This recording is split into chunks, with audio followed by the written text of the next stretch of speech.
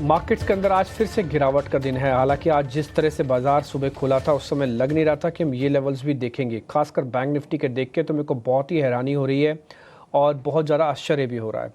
आश्चर्य इस लेवल का क्योंकि 48,000 आज 500 हमने सुबह देखा और बाद में हमने 48,000 के लेवल को भी ब्रेक कर दिया। मार्केट के भरकस कोशिश के बावजूद भी बाज़ार अपने आप को रिकवरी करने में मुश्किल समझ रहा है। वैल्यूएशन वाला मैटर तो अब रहा ही नहीं, अब तो सर्वाइवल वाला मैटर होने चला है। बैक टू बैक मार्केट्स के अंदर गिरावट, ये 9th डे ऐसा है जब रोज़ टूट रहे हो आप, हर रोज़, मतलब कोई नॉन स्टॉप। और अगर कभी इक्का दुक्का दिन बढ़ भी गए होगे तो 1 से 2 पॉइंट ही बढ़े होंगे। तो बाज़ार के अंदर जिस तरह की गिरावट है इसने पोर्टफोलियो को काफ़ी डैमेज पहुंचाया है लोगों के, और अभी भी है। हमने कई एक्सपर्ट से बातचीत की, ज़्यादातर एक्सपर्ट्स यही बता रहे हैं इस समय कि भी बॉटम नियर टू बन सकता है। तो जो लॉन्ग टर्म इन्वेस्टर्स हैं, मिड टर्म इन्वेस्टर्स हैं, मिड टर्म कहने का मतलब जिनके पास 2-2.5 साल का व्यू है, लॉन्ग टर्म जिनके पास करीब 3, 3.5, 5 साल का व्यूज़ होता है, उनको तो अंदर आना चाहिए बाज़ार में इस जगह पर, है ना। लेकिन जो ट्रेडर्स हैं उनको अभी भी थोड़ा रुकना चाहिए, क्योंकि जब तक बॉटम बनेगा नहीं, ना ही वो अभी एवरेज करें, ना ही स्विंग ट्रेड के बारे में सोचें। आज का दिन ये बताने के लिए सफिशेंट है। आज सुबह से ही, मैं आपको सरप्राइज़ नहीं हो रहा हूँ, मैं बताते समय मेरे को आज सुबह से ही इसी चीज़ का अभी तक रीज़निंग नहीं मिल रही है कि आज बाज़ार क्यों तोड़ा है, आज क्यों 450 पॉइंट टूटा। इससे पहले कि मैं रीज़न 1 मिनट के लिए समझ जाऊँगा, मैं आपकी बात सुन भी लूँगा, मान भी लूँगा। लेकिन आज सुबह जब ग्लोबल मार्केट्स थोड़े ठीक थे, आपका गिफ्ट निफ्टी ठीक था, आपने अच्छा ओपन भी कर दिया गैप के साथ, 125 पॉइंट निफ्टी ऊपर ले गए, बैंक निफ्टी 150 पॉइंट ऊपर ले गए। लेकिन फिर उसके बाद बाज़ार में क्या हुआ, रिलायंस इंडस्ट्रीज़ को आज अपना 3% धोना पड़ गया, 3 से 3.5%। साफ समझ में आ रहा है कि रिलायंस इंडस्ट्रीज़ को किसी बड़े इंस्टीट्यूशनल ने बेचा है। रिटेल 3.5% शेयर छोड़ सकता है क्या रिलायंस का, वो भी तब जब गैप ओपनिंग हो रही हो। तो ये तो समझने वाली बात है कि आज कहीं ना कहीं कुछ ना कुछ ब्लॉक से भी ये टूटा है और अंदर खाने काफ़ी कुछ ऐसा हो रहा है जो हम सबको कई बार पता भी नहीं चलता। फिर भी थोड़ा सतर्क रहो, सावधान रहो, बस इतना ही मैं आपसे थोड़ा बात करना चाहूँगा, और इससे ज़्यादा तो अभी कुछ नहीं। आगे बढ़ते, अब ज़रा आज के मेहमान से हम बातचीत करेंगे। उनका नाम है अजीत मिश्रा। उनसे हम बातचीत करके ज़रा समझेंगे कि अलग अलग ट्रेड में क्या करना चाहिए। हमने कुछ शेयर्स आपके लिए आज भी निकाले हैं, लेकिन उससे पहले रिपोर्ट कार्ड आपको दिखाते हैं। शुक्रवार को हमारे मेहमान थे चंदन तापड़िया, उनका पहले रिपोर्ट कार्ड आपको दिखाते हैं, फिर आज के मेहमान से करते हैं बातचीत।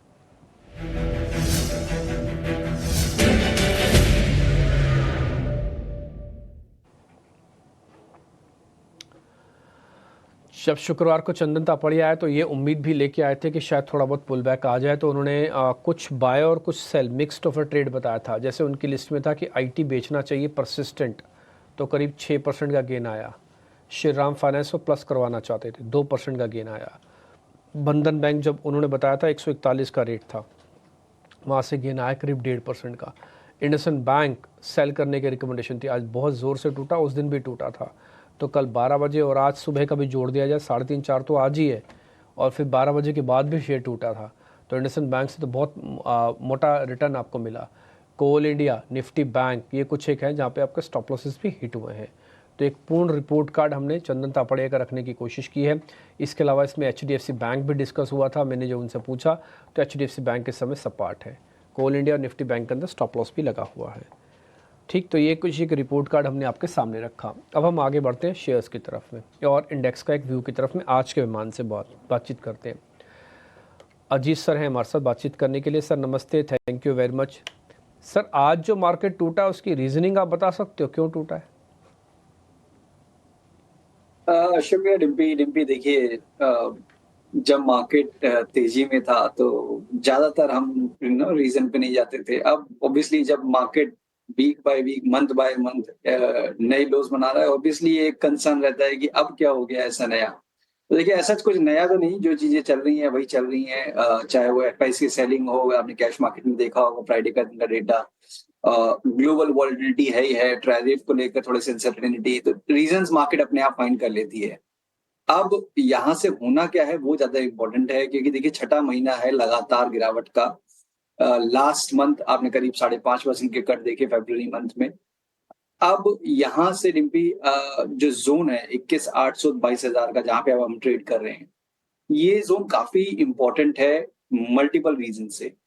मैं पहला रीजन आपको बताता हूँ कि अगर आप देखेंगे 2022 जून से लेकर जो लो था करीब 15,190 का रिकॉर्ड हाई तक, तो अगर उस पे आप एक रिट्रेसमेंट प्लॉट करेंगे तो करीब 22,040 पे जाके आपका 38% रिट्रेसमेंट का जोन आएगा, जो कि जिन लेवल्स के पास अभी आप ट्रेड कर रहे हैं।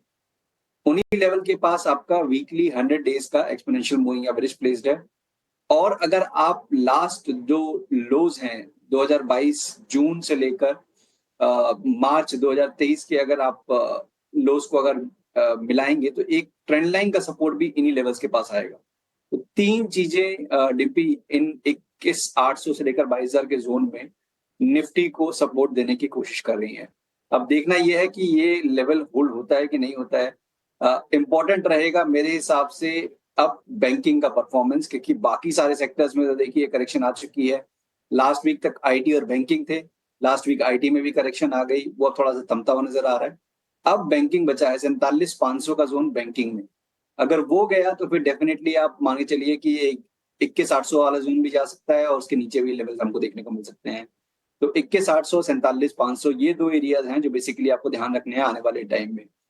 एक ट्रेडर के लिए क्या जरूरी है यहाँ पे, देखिए रिस्क रिवॉर्ड फेवरेबल नहीं है to go short at current levels. Obviously आपको एक रिबाउंड का वेट करना है, ट्रेंड क्योंकि नेगेटिव है तो ऑब्वियसली सेल ऑन राइज ही बनेगा। दूसरा तरीका ये है कि अगर आप long position by any chance आपके पास कैरी कर रहे हैं, तो मैं तो ऑलमोस्ट पिछले 3-4 महीनों से यही रिकमेंड कर रहा हूँ आपके शो पे कि पुट जरूर मेंटेन करें। तो अभी जो 22,000 वाली पुट है नेक्स्ट वीक, इस वीक की 6 तारीख वाली, वो करीब 90 के पास ट्रेड कर रही है। इसको लॉन्ग कर सकते हैं आप 40 के स्टॉप लॉस के साथ 170 तक के टारगेट्स के लिए। वहीं पे बैंक निफ्टी की अगर आप देखें 27 मार्च वाली 47,500 वाली जो आपकी पुट है, वो करीब 485 के पास ट्रेड कर रही है। इसको भी आप लॉन्ग के लिए देख सकते हैं 350 के एक स्ट्रिक्ट स्टॉप लॉस के साथ, क्योंकि अगर गिरावट आई तो बैंकिंग की तरफ से आएगी और यहाँ पे एक अच्छा मूव देखने को मिल सकता है करीब 750 से 800 तक।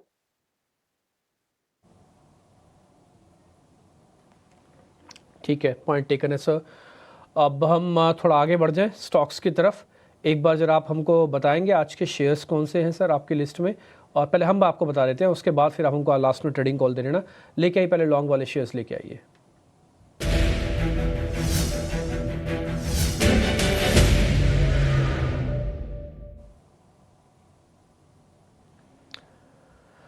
जहाँ पे ताज़ा खरीदारी हुई है उसमें पॉलीकैब है और केईआई है। दोनों का नेचर सेम है, दोनों वायर्स बनाने वाली कंपनी थी। अल्ट्राटेक की खबर आई, दोनों बहुत ज़ोर से टूटे, एक एक दिन में 15% तक की गिरावट आई। दोनों कंपनीज अच्छी हैं, अच्छी वेल्थ बना के दे चुकी हैं इन्वेस्टर्स को, लेकिन किसी वजह से नीचे आए।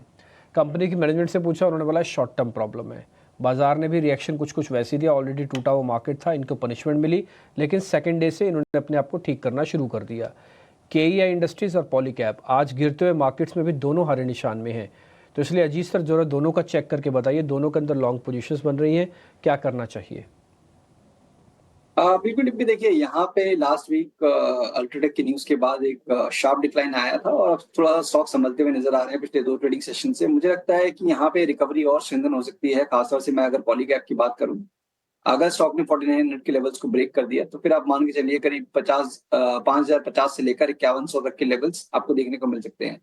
तो यहाँ पे मेरी बाय रिकमेंडेशन होगी आपको एक्यूमुलेट करना चाहिए, एट वन गो आप बाय ना करें। तो मतलब जैसे करंट लेवल्स के पास आप थोड़ा सा यहाँ पे बाय करें, 4750 के अराउंड पे आप और ऐड करें और पूरे पोजीशन का स्टॉप लॉस एक 46-50 का रखें। पहला हार्ड 4900 का होगा, उसके बाद करीब 5050 का। केईआई मेरे हिसाब से फॉर अ टाइम बिंग शायद कंसोलिडेशन ज्यादा दिखे, तो इन दोनों में से Polycab is a better candidate. Polycab थोड़ा ज़्यादा अच्छा कैंडिडेट है, तो पॉलीकैब के साथ एक बार ट्रेड लिया जा सकता है। शॉर्ट कवरिंग के 2 शेयर्स भी हैं सर, एक बार ज़रा ये भी चेक कर लीजिएगा। पहला है इसके अंदर विप्रो, ठीक है, और सर दूसरा इसके अंदर है एस्कॉर्ट्स। एक बार ज़रा विप्रो और एस्कॉर्ट्स इन दोनों को चेक कर लो, कोई ट्रेड बनता है तो बताइए सर।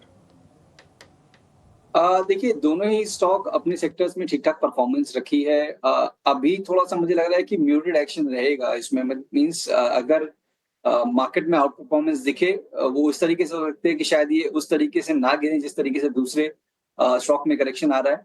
बट अपसाइड भी यहाँ पे कैप लग रहा है, तो मेरे हिसाब से जैसे कि 280 88 से लेकर 90 का जोन है विप्रो में, वो एक स्ट्रॉन्ग रेजिस्टेंस रहेगा।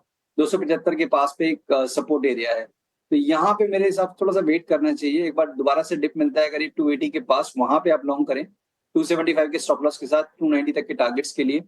और जो एस्कॉर्ट्स में मेरे साथ थोड़ा सा भी वेट एंड वॉच करें, बिकॉज मुझे लगता है कि साइडवेज नेगेटिव टोन शायद बरकरार रहेगा।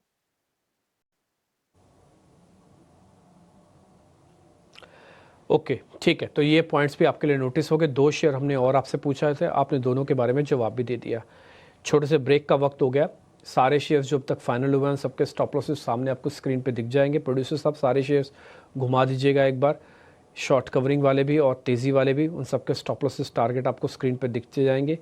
कन्विक्शन तो है इंडेक्स में कि थोड़ा रिकवर हो जाना चाहिए, बट अभी तक कन्फर्मेशन नहीं है। कन्विक्शन और कन्फर्मेशन में थोड़ा फ़र्क है। एक मन की बात और एक डाटा की बात है। तो मन की बात से तो ऐसा लगता है कि बस बहुत हो गया, अब ऊपर आना चाहिए, लेकिन डाटा अभी भी नहीं अलाउ कर रहा कि ये ऊपर आएगा कि नहीं। अगर आना होता तो स्क्रीन पे दिख भी जाता। कुछ और शेयर्स की तरफ आ जाते हैं। बाज़ार तो खैर थोड़ी सी कोशिश कर रहा है, मैं उसका वेलकम करूंगा। और मैं थोड़ा आज रिलायंस से थोड़ा डिसअपॉइंटेड भी हूँ। थोड़ा आज रिलायंस ने डैमेज नहीं किया होता तो शायद तस्वीर कुछ और होती। और उसके बाद देखा देखी HDFC भी चला गया। लेकिन कोई बात नहीं, जो हो रहा है सब अच्छे के लिए होता है, मैं ऐसे भी मानता हूँ। और दूसरा, देखते हैं अब क्या होगा आगे चल के। कुछ शॉर्ट्स वाले शेयर लेके आई जहाँ पर आज ताज़ा बिकवाली हो रही है।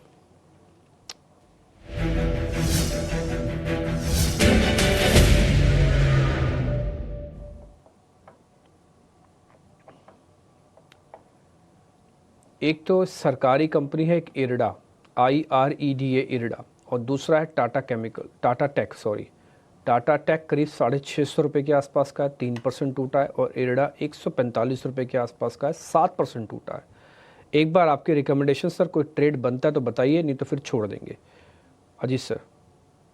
डिम्पी देखिए, काफी शार्प कट्स देखने को मिल रहे हैं इरडा में। आज के सेशन में करीब 7% ऑलरेडी नीचे है। जो एक स्विंग लो था करीब करीब 150 54-55 एरिया पे, तो उसको ब्रेक कर दिया है। गैप भी है डेली चार्ट पे परसों के सेशन में। तो सारे इंडिकेशन तो ये है कि नेगेटिविटी एक्सटेंड करेगी, बट यहाँ पे रिस्क रिवॉर्ड शॉर्ट के लिए करंट लेवल पे अच्छा नहीं बन रहा है, बिकॉज मेरा स्टॉप लॉस करीब 154 के पास प्लेस्ड है।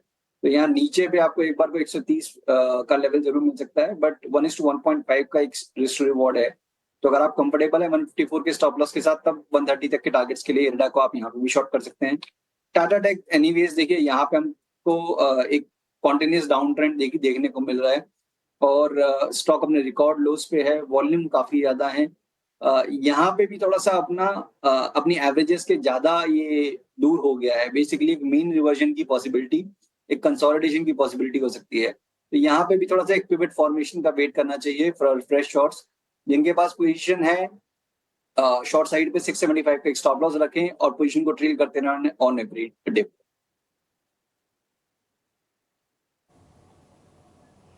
ठीक है, डन सर। सर अनवाइंडिंग के भी 2 शेयर्स हैं, वो भी लगे हाथ पूछ लेता हूँ। एक है SRF, हालांकि मेरा मन नहीं है इसको अनवाइंडिंग में आपके सामने रखने का।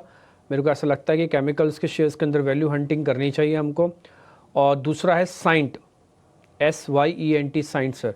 ये दोनों भी आज टूटे हुए हैं, एक बार दोनों को चेक कर लो कि ट्रेड है तो फिर बता दो, रिवर्सल है तो वो भी बता दो। देखिए, ऐसा रखने तो डिब्बी मैं भी यही कहूंगा कि यहाँ पे शॉर्ट के लिए नहीं, यहाँ पे बाइंग की अपॉर्चुनिटी देखनी चाहिए आपको। 2650-2700 का जो जोन है वो बाइंग एरिया है मेरे हिसाब से। काफी लंबा कंसोलिडेशन झेला है स्टॉक ने, ऑलमोस्ट करीब 2-2.5 साल का। तो उसके बाद ये ब्रेक आया है, और मार्केट के प्रेशर की वजह से मुझे लगता है कि शायद ये इस तरीके का प्रेशर, एक पॉज देखने को मिल रहा है स्टॉक में, जो कि रिस्ट्रिक्ट कर रहा है इसके अपसाइड मूव को। तो ये डिप मेरे हिसाब से बाइंग अपॉर्चुनिटी होनी चाहिए। 2700 के पास आप बाय कर सकते हैं। 2600 का एक स्टॉप लॉस मेंटेन करिए। पोजिशनल टारगेट 2900-2950 तक के रहेंगे। Cyient on the other hand definitely weak लग रहा है, क्योंकि डिक्लाइन काफी शार्प है। Recent decline previous swing low के भी नीचे है। मेजर एवरेजेस भी ये ब्रेक कर चुका है। तो सारे फैक्टर्स इंडिकेट कर रहे हैं करीब 1100 के लेवल्स टेस्ट हो सकते हैं साइंट में। तो यहाँ पे आप अगर हाई बीटा काउंटर है डिम्पी, तो वॉलिटिलिटी भी ज्यादा रहती है। 1300 का स्टॉप लॉस बनता है इसमें। तो अगर आप कंफर्टेबल हैं 1300 के स्टॉप लॉस के साथ, तो आप शॉर्ट कर सकते हैं 1100 तक के टारगेट्स के लिए।